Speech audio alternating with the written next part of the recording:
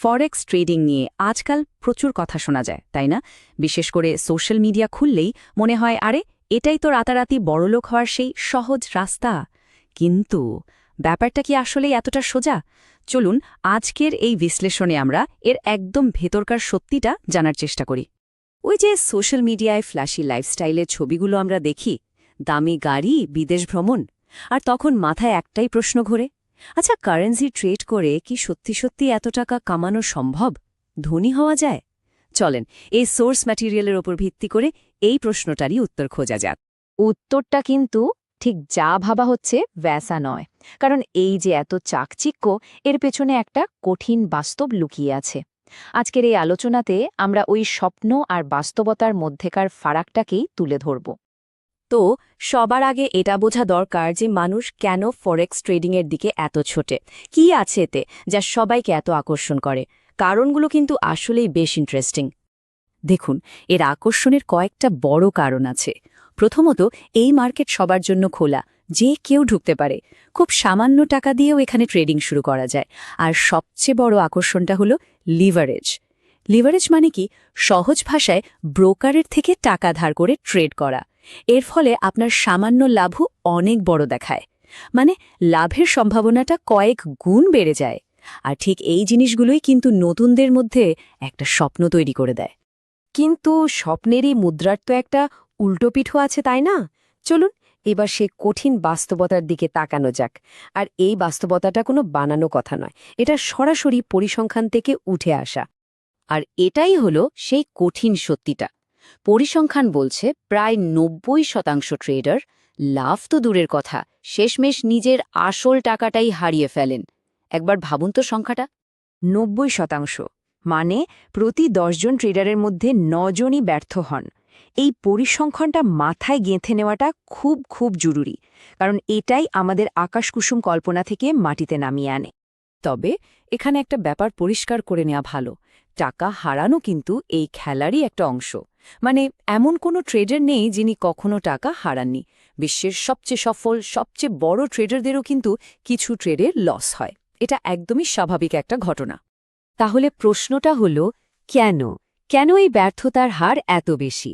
আচ্ছা, এর পেছনে কয়েকটা মূল কারণ আছে। সফল হতে গেলে এই বাধাগুলো সম্পর্কে আমাদের পরিষ্কার ধারণা থাকতে হবে। চলুন তাহলে সেই বাধাগুলো এক এক করে দেখে নেওয়া যাক। দেখুন, ব্যর্থতার পেছনে মূলত ৪টে বড় বাধা কাজ করে। ১.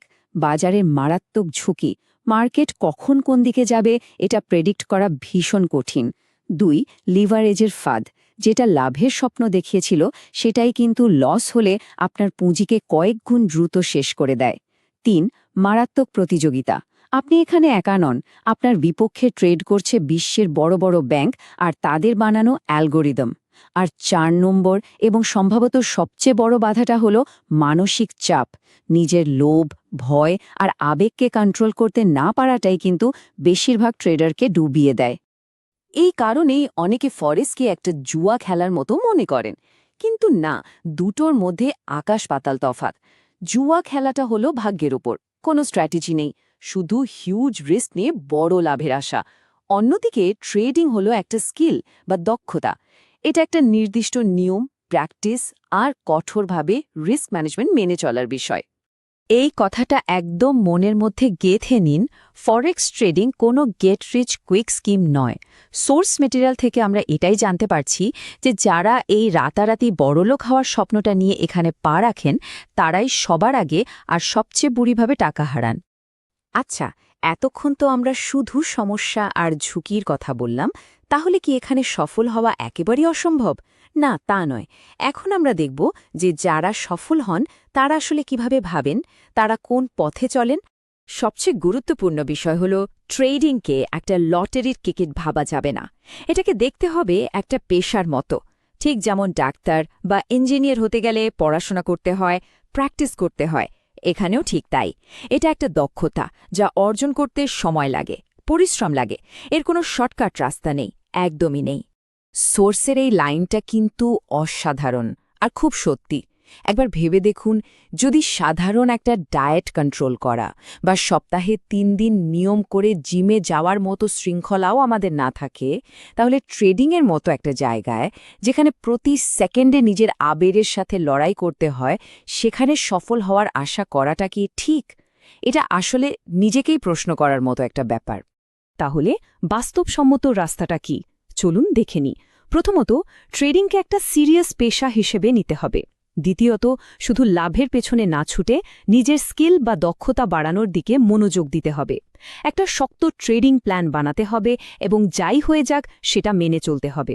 আর সবচেয়ে জরুরি, আসল টাকা লাগানোর আগে একটা ডেমো অ্যাকাউন্টে দিনের পর দিন, মাসের পর মাস প্র্যাকটিস করতে হবে। ঝুঁকি কিভাবে সামলাতে হয় সেটাকে একদম আয়ত্তে আনতে হবে। আর সব সময় একটা লং টার্ম ভিশন নিয়ে এগোতে হবে। তো এত সব আলোচনার পর আমরা একদম শেষ প্রশ্নে এসে পৌঁছেছি। আর সেই আসল প্রশ্নটা হলো, এই জিনিসটা কি আপনার জন্য? এর জন্য যে পরিমাণ ধৈর্য, শৃঙ্খলা আর দিনের পর দিন শিখে যাওয়ার মানসিকতা দরকার, সেটা কি আপনার মধ্যে আছে? এই উত্তরটা অন্য কেউ নয়, আপনাকেই খুঁজে বের করতে হবে।